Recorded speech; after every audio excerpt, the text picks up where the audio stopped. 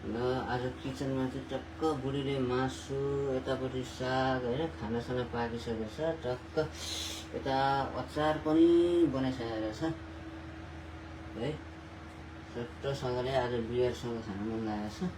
चट्टसँगले यो काम चाहिँ एकदम राम्रो भएछ।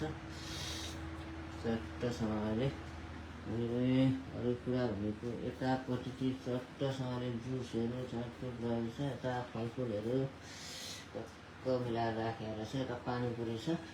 आज बुढीलाई खान मन लाग्यो पानीपुरी भनेर भनिरहेको छ। हिजो हलाल मार्केट गएको थियो।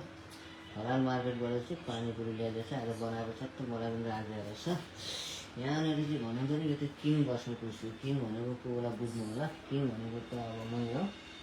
यहाँ त बसेर खाना खाने हो। यो टेबलमा चट्टसँगले मिलाएर राखेको रहेछ है।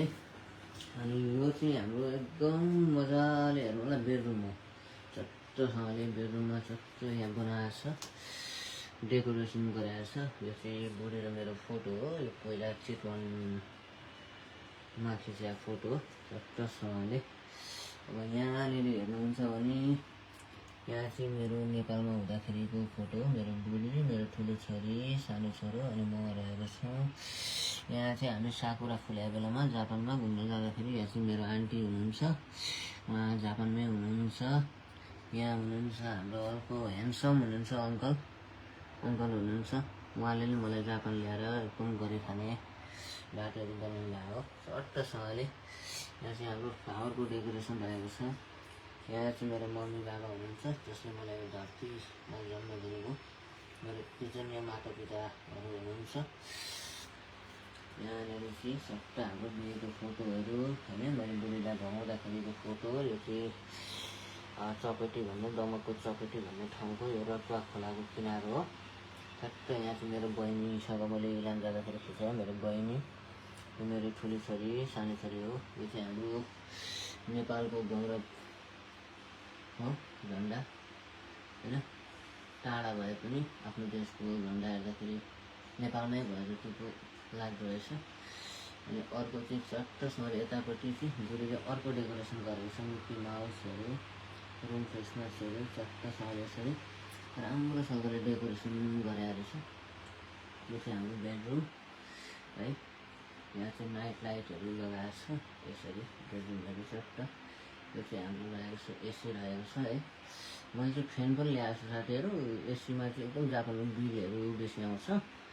त्यही भएर धेरै गर्मी भयो भने एसी चलाउने हो, नभए फ्यान नै प्रायः चलाउने गरेको छ।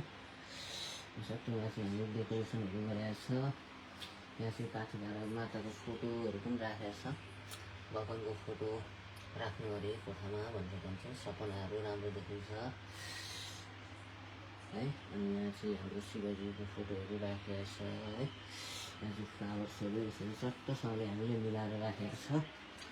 अनि यो डेकोरेसनको श्रेय चाहिँ सबै मेरो बुढीलाई है। त्यो सबै मेरो बुढीको आइडियाले आज रुमहरू सबै डेकोरेसन गरेको छ।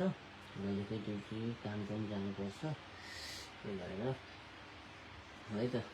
मेरो बुढी चाहिँ यतापट्टि सोफामा चट्ट बस्न मोबाइल हेरिरहेको छु होइन। खाना खाने बेला चाहिँ हुँदैछ, मासुहरू पाकिरहेको छ। अब चाहिँ म चाहिँ कम्युनिटीतिर आज एकैवटा बियर खाइदिउँ भनेर अब बियर लिन जान आँट्दैछु है। बियर लिएर आएर चट्ट मासु भात खाने हो।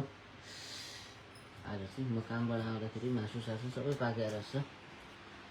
आज चाहिँ यस्तै छ है साथीहरू गाईहरू। हेरेर प्रतिक्रिया दिनु होला।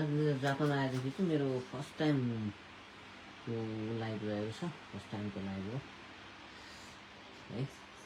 सम्पूर्णमा नमस्कार है। आजको लागि यति नै। By by.